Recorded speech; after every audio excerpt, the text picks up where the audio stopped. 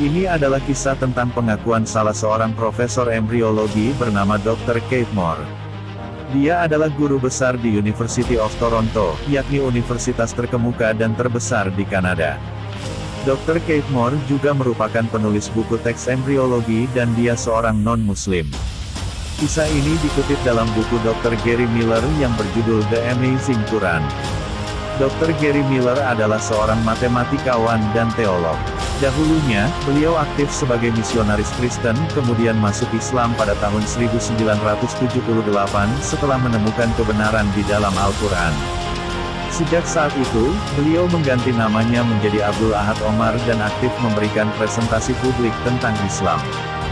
Kembali ke kisah, suatu hari sekelompok orang di Riyadh, Arab Saudi mengumpulkan semua ayat di dalam Al-Quran yang membahas tentang embriologi atau pertumbuhan manusia di dalam rahim. Mereka berkata, inilah yang dikatakan di dalam Al-Quran.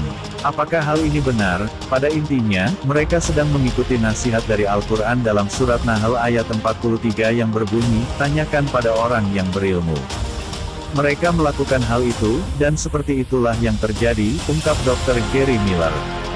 Mereka mengundang Dr. Keith Moore ke Riyadh dan berkata, apa yang Anda ketahui tentang pernyataan di dalam Al-Quran mengenai ilmu embriologi, apakah itu benar? Dapatkah Anda ceritakan kepada kami? Selama di Riyadh, kelompok tersebut memberikan semua bantuan yang diperlukan oleh Dr. Keith Moore. Ia sangat terkejut dengan apa yang ia temukan di dalam Al-Quran, kemudian ditambah ke dalam buku pelajarannya. Bahkan, di edisi kedua salah satu bukunya, di bagian tentang sejarah embriologi, ia memasukkan beberapa materi yang tidak ada di edisi pertama. Hal itu dilakukan karena apa yang ia temukan dalam Al-Quran, merupakan petunjuk pada waktu itu. Saat Dr. Moore diwawancarai Dr. Miller di salah satu televisi, ia menyebutkan bahwa beberapa hal yang diungkapkan di dalam Al-Quran tentang pertumbuhan manusia tidak diketahui semenjak 30 tahun yang lalu. Bahkan, dia mengatakan, deskripsi Al-Quran tentang bentuk embrio manusia yang seperti lintah atau alakah, merupakan sesuatu yang baru baginya. Namun, ketika dia mengamatinya, ia temukan bahwa hal itu benar, dan setelah itu ia tambahkan ke dalam bukunya. Dia berkata, aku tidak pernah memikirkan itu sebelumnya. Kemudian ia pergi ke Departemen Zoologi untuk melihat gambar lintah. Ketika ia temukan bahwa tampak seperti embrio manusia, ia memutuskan untuk menyertakan kedua gambarnya dalam salah satu buku pelajarannya. Dr. Moore juga menulis sebuah buku tentang clinical embryology, dan ia menyajikan informasi yang diperoleh dari Al-Quran di Toronto. Saat itu, di halaman depan dari beberapa surat kabar di seluruh Kanada, menulis judul utama berita yang cukup menggelikan, ungkap Dr. Miller. Salah satu judul utama berita tersebut yang dalam bahasa Indonesia berarti, hal mengejutkan ditemukan dalam buku doa kuno. Sepertinya, jelas dari contoh ini, orang-orang tidak mengerti tentang hal ini, jelas Dr. Miller. Salah satu wartawan surat kabar bertanya kepada Dr. Moore, jangan sampai Anda berpikir bahwa orang-orang Arab tersebut tahu tentang hal ini, deskripsi tentang embrio, bentuknya, dan proses perubahan dan pertumbuhannya. Mungkin mereka bukan ilmuwan, mungkin mereka melakukan beberapa pembedahan kasar mereka sendiri, dan memeriksa hal-hal ini. Dr. Moore segera menunjukkan kepada wartawan tersebut bahwa ia telah melewatkan satu hal yang sangat penting, bahwa semua gambar mengenai embrio yang telah ditunjukkan dan diproyeksikan dalam film merupakan gambar yang diambil melalui mikroskop. Tidak masalah.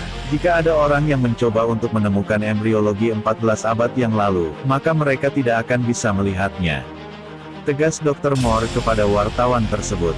Semua deskripsi mengenai bentuk embrio di dalam Al-Quran masih terlalu kecil dan mustahil untuk dilihat dengan mata telanjang, karena itu, orang perlu mikroskop untuk melihatnya. Karena alat tersebut baru dibuat kira-kira pada abad ke-16, jelas Dr. Miller.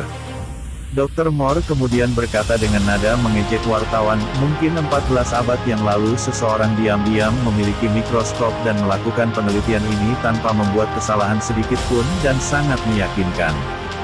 Lalu entah bagaimana ia mengajarkan kepada Muhammad, dan Muhammad kemudian memasukkan informasi tersebut dalam Al-Quran. Lalu orang tersebut menghancurkan mikroskopnya dan merahasiakan selamanya. Apakah Anda percaya itu? Sungguh mustahil, kecuali Anda membawa beberapa bukti, dan itu sungguh teori yang menggelikan, tegas Dr. Moore. Bahkan, ketika Dr. Keith Moore ditanya lagi, bagaimana Anda menjelaskan informasi ini dalam Al-Quran? Dr. Moore kemudian menjawab, itu hanya mungkin diwahyukan oleh Allah. Sejak saat itu, Dr. Moore dikabarkan memeluk Islam. Namun keislamannya dirahasiakan. Itulah sepotong kisah pengakuan seorang profesor embriologi mengenai kebenaran Al-Quran yang dibawa oleh Nabi Muhammad.